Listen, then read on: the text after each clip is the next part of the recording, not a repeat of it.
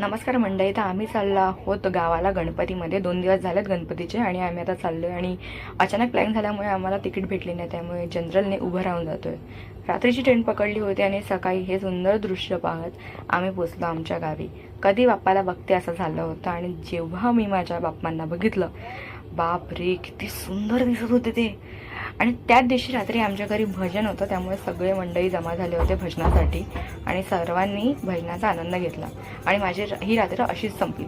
दुसऱ्या दिवशी सकाळी पाऊस पडत होता आणि दुपारी आम्ही गेलो निसर्ग पाहण्यासाठी. पावसानंतर कोकण हे एवढं सुंदर दिसतं, मी शब्दांमध्ये व्यक्त नाही करू शकणार.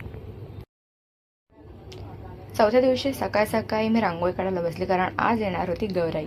आमच्या घरी गौराई नाही बसत, समोरच्या घरामध्ये बसतात. आणि यावर्षी नवीन व्यवसाय होता, त्यामुळे नवविवाहित खूप बायका आल्या होत्या काळा पडण्यासाठी. पहा माझी गौराई सुद्धा किती सुंदर दिसते आहे. बाप्पाचं आणि गौराईचं दर्शन घेऊन आम्ही दुपारी निघालो गाव फिरण्यासाठी. आणि तिथे आम्हाला एक सुंदर वाहा दिसलं. हे सगळं बघून मी वाट पाहत होती रात्रीची, कारण फुगड्या खेळायच्या होत्या.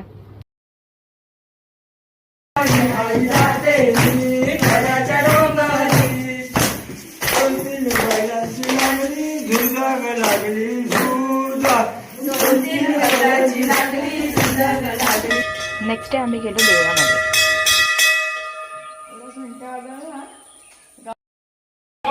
गणपती बाप्पा मंगल मूर्ती पुढच्या वर्षी. गणपती बाप्पा मंगल मूर्ती पुढच्या वर्षी. गणपती बाप्पा मोरया. पुढच्या वर्षी लवकर या गणपती गेले गावाला ट्रेन पडेला आम्हाला. गणपती बाप्पा मोरया. गणपती बाप्पा मोरया. तुझ्या दर्शनास आलेले त्यांच्या चांगला आनंदी सांभाळ कर. जसे जसे आले तसे तसे आपल्या कामाधंद्यावर जाऊ दे. महाराजा सांभाळ कर सर्व. गणपती बाप्पा मोरया.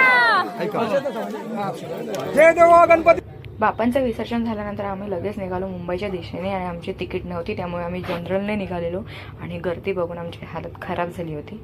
हा प्रवास मला आयुष्यभर लक्षात राहणार आहे, पण बाप्पांसाठी काहीही. तर सगळ्यांनी म्हणा गणपती बाप्पा मोरया.